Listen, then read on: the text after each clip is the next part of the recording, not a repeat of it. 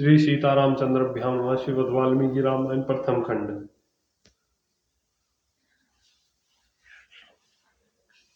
द्वीप त्रिसंसर्ग। श्री राम की आज्ञा से गुहू का नाव मांगना। श्री राम की आज्ञा से गुहू का नाव मांगना।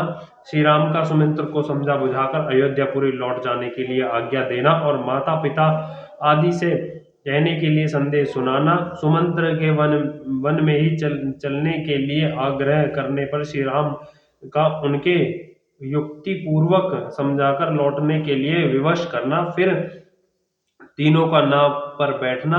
सीता की गंगा जी से प्रार्थना। नाव से पार उतरकर श्री राम आदि का वत्स देश में पहुंचना और सायकाल में एक वृक्ष के नीचे रहने के लिए जाना। जब रात बीती और प्रभात हुई उस समय विशाल वक्षा वाले महायशस्वी श्री राम ने शुभ लक्षण संपन्न सुमित्रा कुमार लक्ष्मण से इस प्रकार कहा।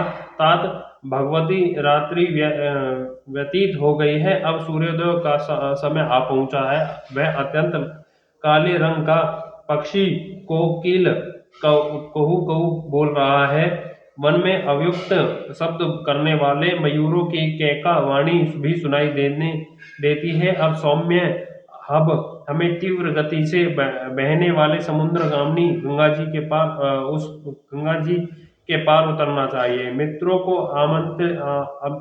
आनंदित करने वाले सुमित्रा कुमार लक्ष्मण ने श्री रामचंद्र जी के कथन का अभिप्राय समझकर गुहू और सुमित्र को बुलाकर पार उतारने की व्यवस्था करने के लिए कहा और स्वयं वे भाई के सामने आकर खड़े हो गए।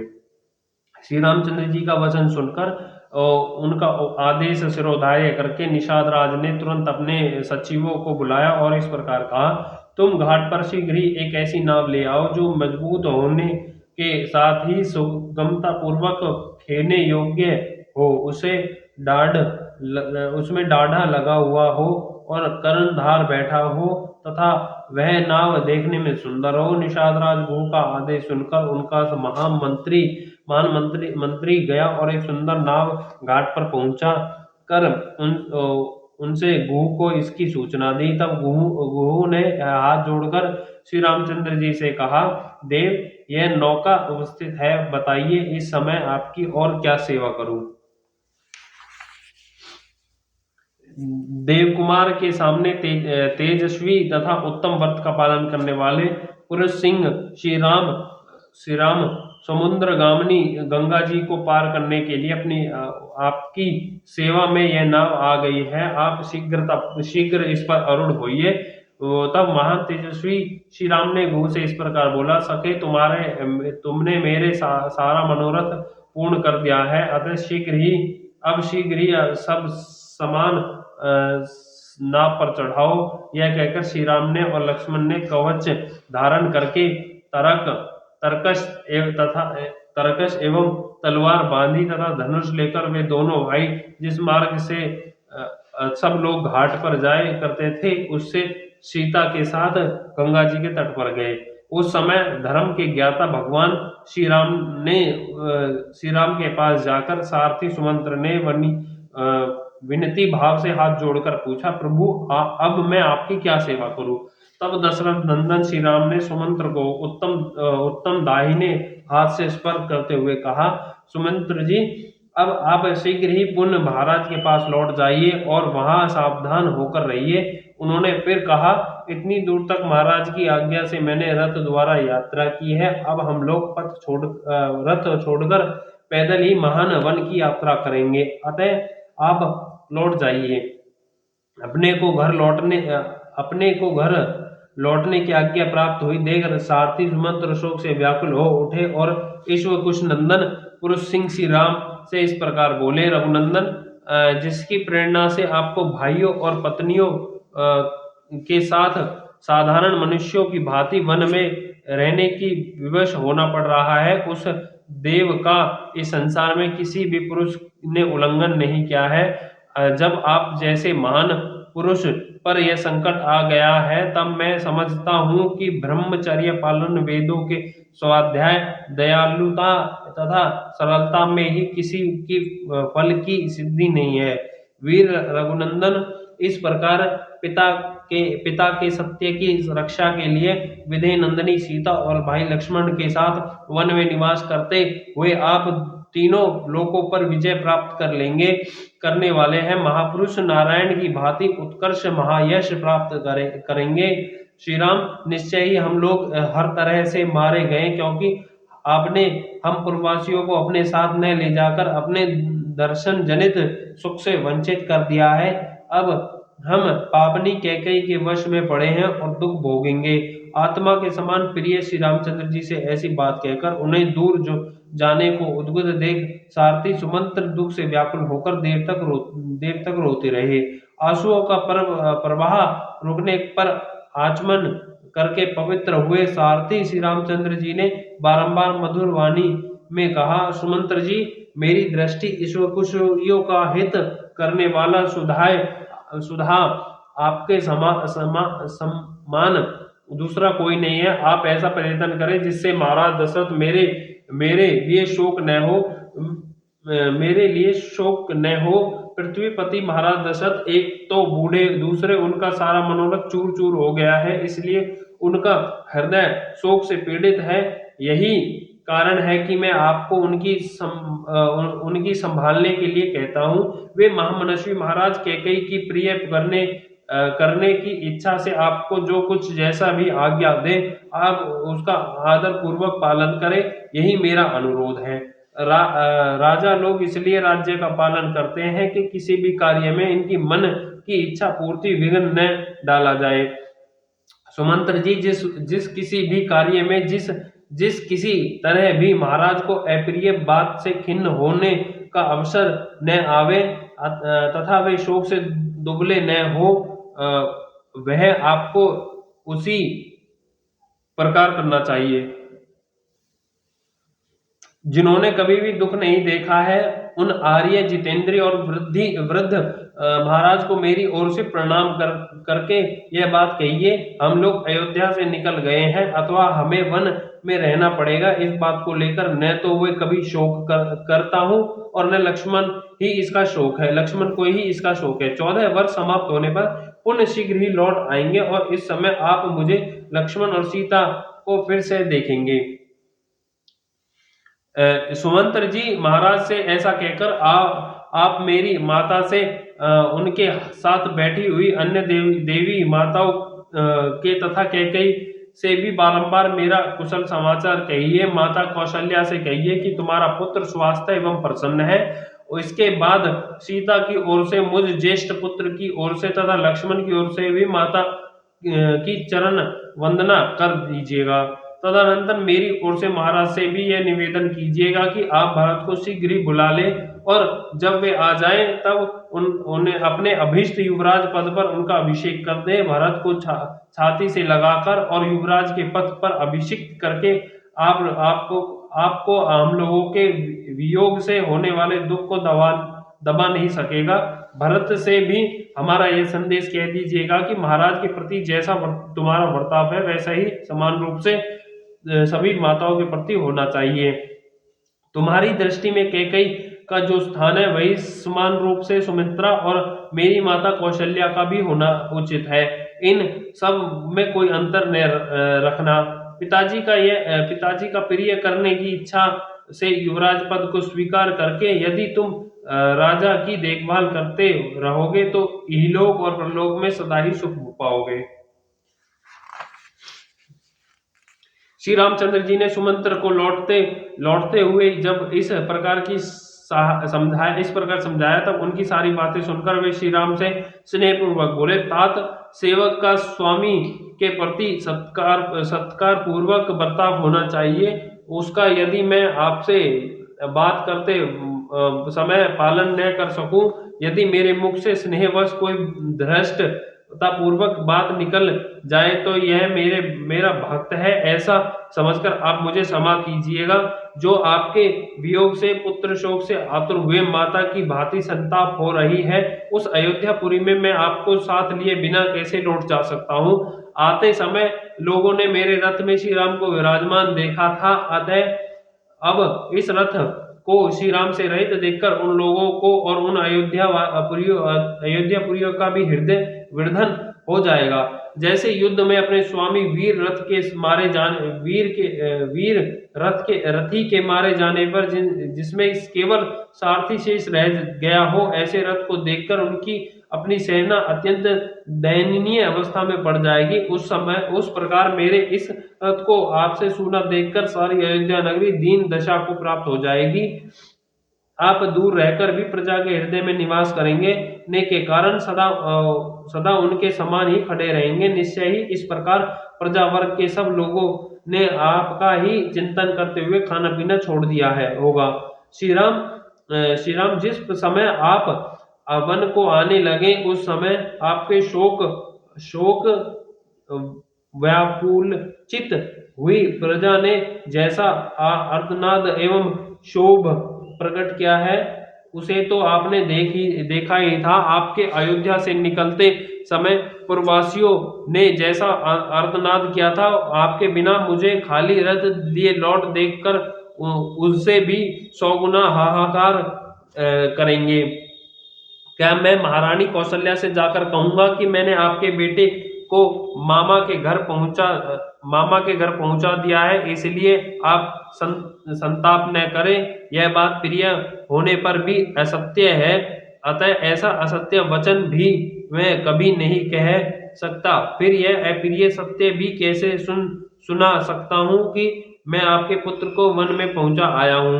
ये उत्तम घोड़े मेरी आज्ञा के अधीन रहकर आपके बंधुजनों का भारवाहन करते हैं। आपके बंधुजनों से हीन रथ का ये वहन नहीं करते हैं। ऐसी दशा में आपसे सूने रथ को ये कैसे खींच सकते हैं। अतः निष्पाप रघुनंदन, अब मैं आपके बिना अयोध्या लौट कर नहीं जा सकूंगा। मुझे भी वन चलने की आज्ञा दीजिए।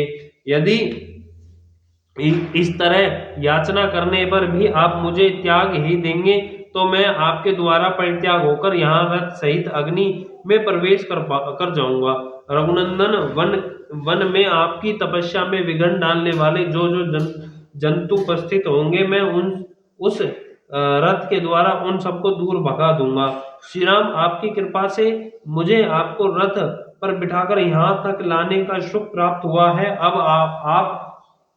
अब आपके ही अनुग्रह से मैं आपके साथ वन में रहने का सुख भी पाने की आशा करता हूँ। आप प्रसन्न होकर आज्ञा दीजिए। मैं वन में आपके पास ही रहना चाहता हूँ। मेरी इच्छा है कि कि आप प्रसन्नता पूर्वक कह दे कि तुम वन में मेरे साथ ही रहो। वीर, ये घोड़े भी यदि वन में रहते समय आपकी सेवा करेंगे तो इन्हें परम गति की ही प्राप्ति होगी। प्रभु, मैं वन में रहकर अपने सिर से सारे शरीर से आपकी सेवा करूंगा और इस सुख के आगे अयोध्या या देवलोक का भी स्वर्धा त्याग कर दूंगा। जैसे सदाचारहीन प्राणी इंद्र की राजधानी स्वर्ग में नहीं प्रवेश कर सकता, उसी प्रकार आपके बिना मैं अयोध्यापुरी में नहीं जा सकता। मेरी यह अभिलाषा है कि जब वनवास की अवधि समाप्त हो जाए, तब फिर इसी रथ पर बिठाकर आपको अयोध्यापुरी ले चलूं। वन में आपके साथ रहने से ये 14 वर्ष मेरे लिए 14 क्षण के समान बीत जाएंगे, अथवा 1400 वर्षों के समान भारी जान पड़ते हैं। अतः भक्त वत्सल्य, आप मेरे स्वामी के पुत्र हैं। आप जिस पथ पर चल रहे हैं, उसी पर आपकी सेवा के लिए साथ चलने को मैं तैयार खड़ा हूँ। मैं आपके प्रति भक्ति रखता हूँ, आपका भृत्य हूँ और भृत्य जनोचित मर्यादा के भीतर स्थिर हूँ। अतः आप मेरी परित्याग न करें। इस तरह अनेक प्रकार से दीन वचन कहकर बारंबार याचना करने पर सुमंत्र को सेवकों पर कृपा करने वाले श्री राम ने इस प्रकार कहा, सुमित्र जी, आप स्वामी के प्रति स्नेह रखने वाले हैं। मुझ में आपकी जो उत्कृष्टता भक्ति है उसे मैं जानता हूँ। फिर भी जिस कार्य के लिए मैं आपको यहाँ से अयोध्यापुरी भेज रहा हूँ उसे सुनिए। जब आप नगर को लौट जाएंगे तब आपको देखकर मेरी छोटी माता कौशल्या को यह विश्वास हो जाएगा कि राम वन को चले गए। इसके विपरीत यदि आप नहीं गए तो उसे संतोष नहीं होगा, तो मेरे वनवासी हो जाने पर भी वह धर्मपरायण महाराज दशरथ के प्रति मिथ्यावादी होने का संदेह कर ऐसा मैं नहीं चाहता। आपको भेजने में मेरा मुख्य उद्देश्य यही है कि मेरी छोटी माता कैकेयी भरत द्वारा सुरक्षित समृद्धशाली राज्य को हस्तगत कर ले। सुमंत्र जी, मेरी यह महाराज का प्रिय करने के लिए आप अयोध्यापुरी को अवश्य पधारिए और आपको जिनके लिए जो संदेश दिया गया है वह सब वहां जाकर उन लोगों को कह दीजिए। ऐसा कहकर श्री राम ने सुमंत्र को बारंबार स्वातंत्रता दी। इसके बाद उन्होंने गुह से उत्साहपूर्वक यह युक्ति युक्त बात कही।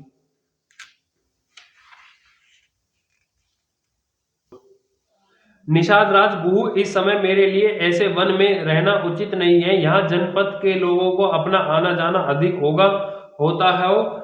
अब अवश्य मुझे निर्जन वन के आश्रम में ही वास करना होगा। इसके लिए जटा धारण आदि आवश्यक विधि का मुझे पालन करना चाहिए।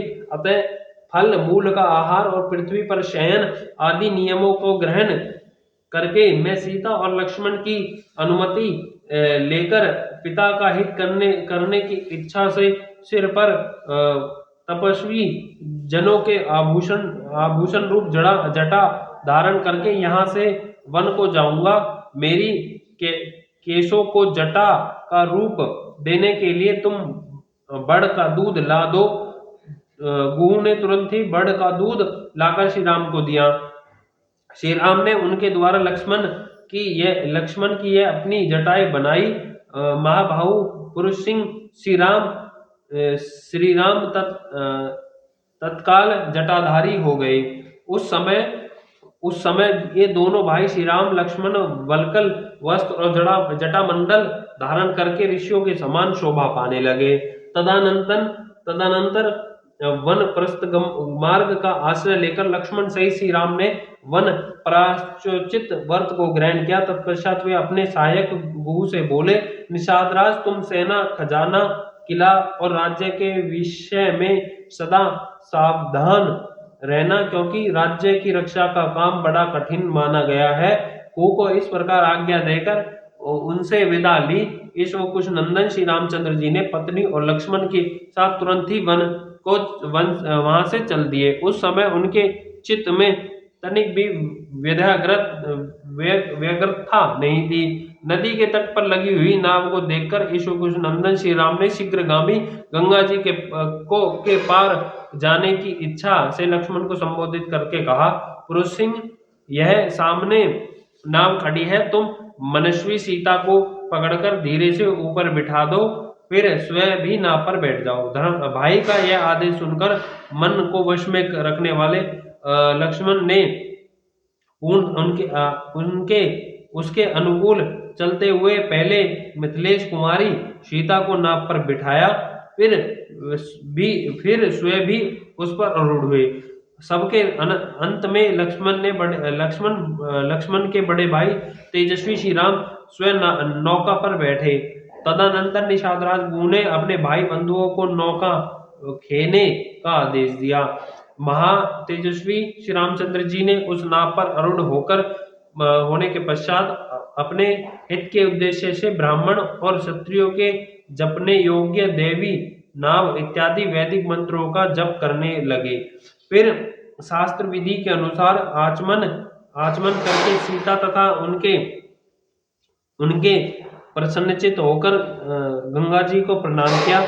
महारथी लक्ष्मण ने भी अपने मस्तक को झुकाया।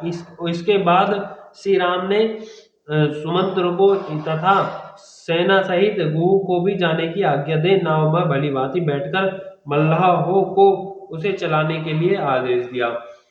तदनंतर मल्लाहों ने नाव चलाई। कर्णधार सावधान होकर उसका संचालन करता था। वेग से सुंदर डांड चलाने के कारण वह नाव बड़ी तेजी से पानी पार बढ़ने लगी। भागीरथी की बीच धाराओं में पहुंचकर सती साध्वी विधेय नंदिनी सीता ने हाथ जोड़कर गंगा जी से प्रार्थना की। देवी गंगे, ये परम बुद्धिमान महाराज दशरथ के पुत्र है और पिता की आज्ञा का पालन करने के लिए वन में जा रहे हैं। ये आपसे सुरक्षित होकर पिता की इस आज्ञा का पालन कर सके, ऐसी कृपा कीजिए। वन में पूरे 14 वर्ष तक निवास करके ये मेरी तथा अपने भाई के साथ पुनः अयोध्यापुरी लौटेंगे। सौभाग्यशाली देवी गंगा उस समय वन से पुनः कुशलता पूर्वक लौटने पर संपूर्ण मनोरथ से संपन्न हुई। मैं बड़ी प्रसन्नता के साथ आपकी पूजा करूंगी। स्वर्ग, भूतल और पाताल तीनों मार्गों पर विचरने वाली देवी, तुम यहाँ से ब्रह्मलोक तक फैली हुई हो और इस लोक में समुद्र राज की पत्नी के रूप में दिखाई देती हो। शोभाशाली देवी पुरुष सिंह श्री राम जब उन वन से सकुशल लौटकर अपना राज्य प्राप्त कर लेंगे, तब मैं सीता पुनः आपको मस्तक झुकाऊंगी और आपकी स्तुति करूंगी। इतना ही नहीं, मैं आपका प्रिय करने की इच्छा से ब्राह्मणों को 1 लाख गौ, बहुत से वस्त्र तथा उत्तमोत्त अन्न प्रदान करूंगी। देवी, पुनः अयोध्यापुरी में लौटने पर मैं सहस्त्रों दुर्लभ पदार्थों से तथा राज्य की भाग से रहित पृथ्वी की वस्त्र और अन्न के द्वारा भी आपकी पूजा करूंगी। आप मुझ पर प्रसन्न होइए। आपके किनारे जो देवता, तीर्थ और मंदिर हैं, उन सबको मैं पूजन करूंगी। निष्पाप गंगे, ये महाबाहु पाप रहित मेरे पतिदेव मेरे तथा अपने भाई के साथ वनवास लौटकर पुनः अयोध्या नगरी में प्रवेश करेंगे। पति के अनुकूल रहने वाली सती साध्वी सीता इस प्रकार गंगा जी से प्रार्थना करती हुई शीघ्र ही दक्षिण तट पर जा पहुंची। किनारे पहुंचकर शत्रुओं को संताप देने वाले नृपश्रेष्ठ श्री राम ने नाव छोड़ दी और भाई लक्ष्मण तथा विधेय नंदिनी सीता के साथ आगे को प्रस्थान किया। तदनंतर महाबाहु श्री राम सुमित्रा नंदन लक्ष्मण से बोले, सुमित्रा कुमार, अब तुम सदन या निर्जन वन में सीता की रक्षा के लिए सावधान हो जाओ। हम जैसे लोगों को निर्जन वन में नारी की रक्षा अवश्य करनी चाहिए। अतः तुम आगे आगे चलो, सीता तुम्हारे पीछे पीछे चले और मैं सीता की तथा तुम्हारी रक्षा करता हुआ सबसे पीछे चलूंगा। पुरुष प्रणव हम लोगों को एक दूसरे की रक्षा करनी चाहिए। अब तक कोई भी दुष्कर कार्य समाप्त नहीं हुआ है। इस समय से ही कठिनाइयों का सामना आरंभ हुआ है। आज विधेय कुमारी सीता को वन के वास्तविक कष्ट का अनुभव होगा। अब ये ऐसे वन में प्रवेश करेंगी जहां मनुष्यों के आने जाने का कोई चिन्ह नहीं दिखाई देता। न धान आदि खेत होंगे, न टहलने के लिए बगीचे, जहां ऊंची नीची भूमि होगी और गड्ढे मिलेंगे जिनसे गिरने का भय रहेगा। श्री रामचंद्र जी का यह वचन सुनकर लक्ष्मण आगे बढ़े। उनके पीछे सीता चलने लगी तथा सीता के पीछे रघुनंदन श्री राम थे।